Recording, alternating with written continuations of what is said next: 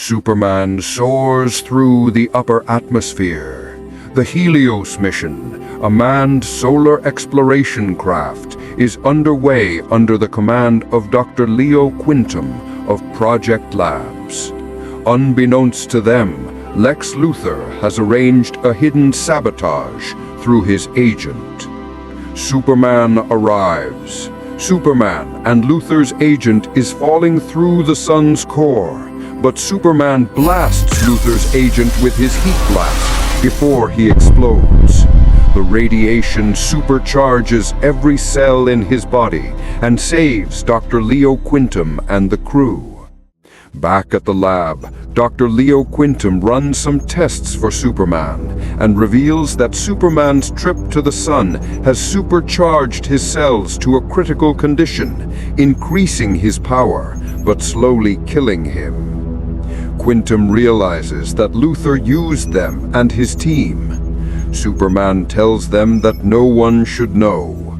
We see Luthor in the present being arrested for murder and crimes against humanity.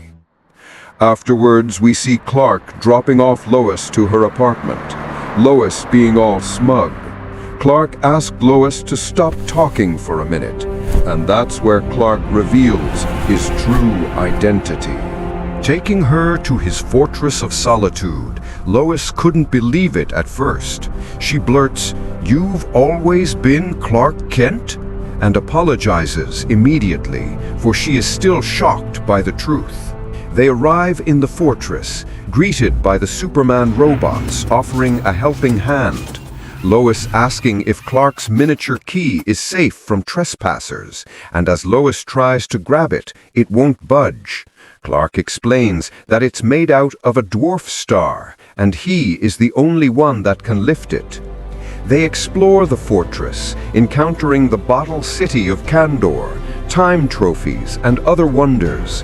But in the back of Lois's mind, she is still dumbfounded by the realization that Clark Kent is Superman, doubting what will happen with their relationship.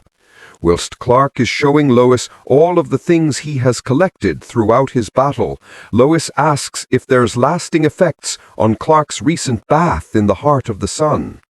Clark lies and tells her everything is fine. While Superman is feeding his baby sun-eater, Lois enters a forbidden room that Clark stops her from seeing any further. Over dinner, Lois is upset and doubts the truth that Clark is Superman, telling him that he has been lying to her the whole time. Upset, Lois leaves Clark and goes to her room. Filled with doubt and questions, Lois thinks of the worst possibilities. What if something happened to his mind, and he's brought me here to be a part of some awful experiment he's planning in that room? Paranoid, Lois grabs a weapon to protect herself from Superman. She asked herself, what if he's brought me here to be a mother of a race of deformed superhuman horrors? He has to be stopped. As she finds the forbidden room, she calls Superman if he's inside the room. Clark exits the room and Lois shoots him with a kryptonite gun. They both found out that Superman is now immune to kryptonite. And finally, Clark reveals what's inside the room. It's a serum that will give anyone that drinks it his power for 24 hours. He gifts it to Lois, even making her a suit for when she uses the serum. Lois, with no hesitation, drinks the serum. A lizard monster attacks Metropolis.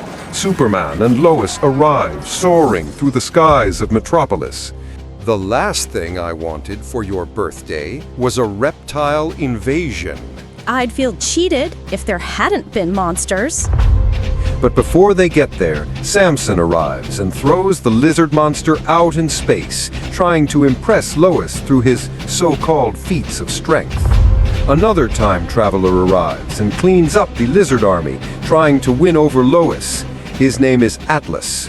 Superman sees the two time travelers and says, "Gentlemen, if you don't mind, the lady's with me." Samson and Atlas challenges Superman for Lois Lane. The challenge was whoever performs the most incredible feats of strength shall accompany Lois for her birthday. But Superman says, "Let's get this would-be conquerors back to the center of the earth."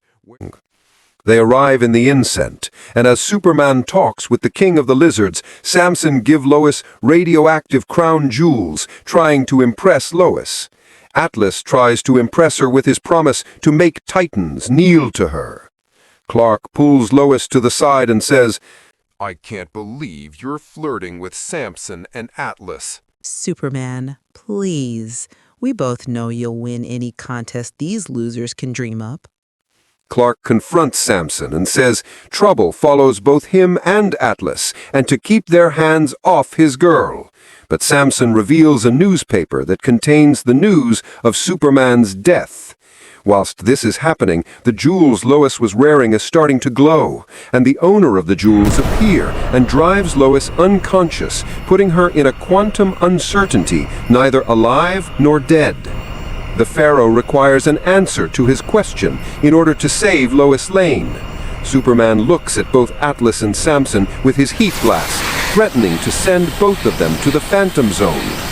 The question was, what happens if an unstoppable force meets an immovable object? Superman thinks and comes up with the answer, they surrender, saving Lois's life. Still, the two didn't give up trying to win Lois over and challenged Superman to arm wrestle and broke both of their arms. After their date, Clark and Lois flies to the moon and kisses one another. At the end of the day, Lois is tired and feels sore all over, like she's been dancing all night. Clark tries to ask a question to Lois, but she dozes off to sleep in Clark's arms.